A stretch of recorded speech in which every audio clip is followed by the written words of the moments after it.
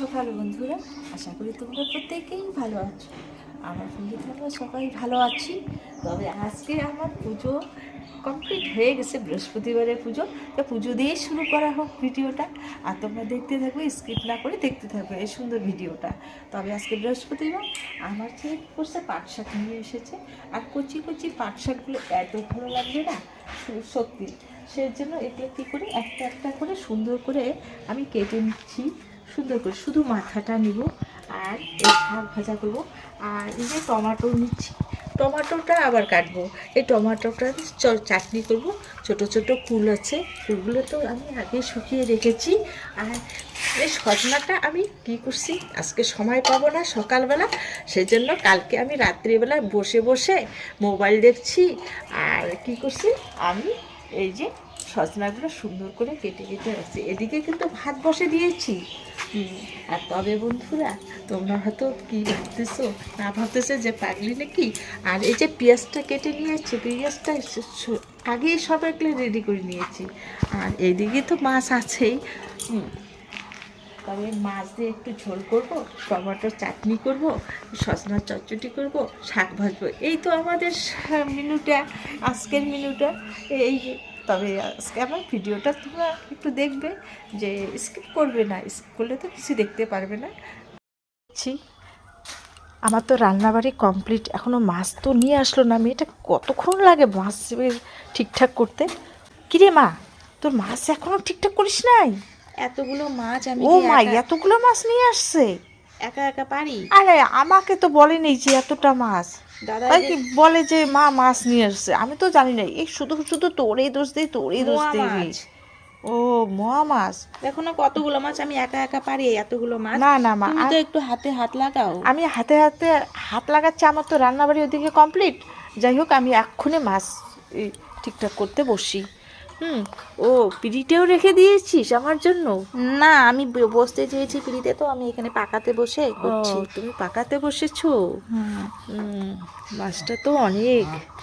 আরে মাছি পড়তেছে, হাতটা ওদিকে নড়ে দে না। কি মাছি দেখো না এখানে ওই যে আসছে। মাছ থাকলে তো মাছি আসবে।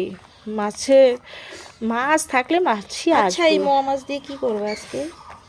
আর এই যে সর্ষা বাটা, পেঁয়াজ কুচি করে নিয়ে একটু সর্ষা বাটা দিয়ে মাখা মাখা একটু। ও মা, ওই যে ওইটা করবা? কোনটা? হ্যাঁ, ওই যে কি বলে তোমার হচ্ছে, ওই যে আরে ছেঁচড়া ছেঁচড়া ছেঁচড়া। হ্যাঁ মা, ঠিকই তো। বেগুনও তো আছে ঘরে। হ্যাঁ ঠিক আছে, আমি তো কালকে এই রাস্তা থেকে বেগুন নিয়েছি। যাই হোক, হ্যাঁ। তাই তবে তো কি কি ছেঁচড়া খেতে ইচ্ছে গেছে? না, ইচ্ছা যায়নি। হ্যাঁ, মানে এতগুলো মাছ তো, শুধু কি সর্ষে বাটা করবা, একটু করবা? ঠিক আছে, আমি তাহলে ছেঁচড়াই করে দিব। ছেঁচড়া তো দাদাও ভালোবাসে, আমাদের সবাই ভালোবাসে, আমিও ভালোবাসি। যাই হোক, ঠিক আছে। তাহলে আমি মাছ হাতে হাতে হাত লাগাই, মাছটা তাড়াতাড়ি হয়ে যাবে ঠিকঠাক। আর বেশি মাছ না একা একা করতে গেলে নষ্ট হয়ে যাবে। ঠিক আছে, আমি আগেই দাদাকে অল্প পরিষ্কার করে ভেজে দিয়েছি। ও তাই নাকি? হ্যাঁ। ও মা, আমি শুধু শুধু তোকে খালি দোষ দেই যে মনটা কিচ্ছু করে না। ঠিক আছে মা, তুমি খুবই ভালো মেয়ে, আমার লক্ষ্মী মেয়ে। তুমি কত সুন্দর সকালে উঠে চা করে মাছ ঠিকঠাক করতে বসে পড়েছো, তাই না মা?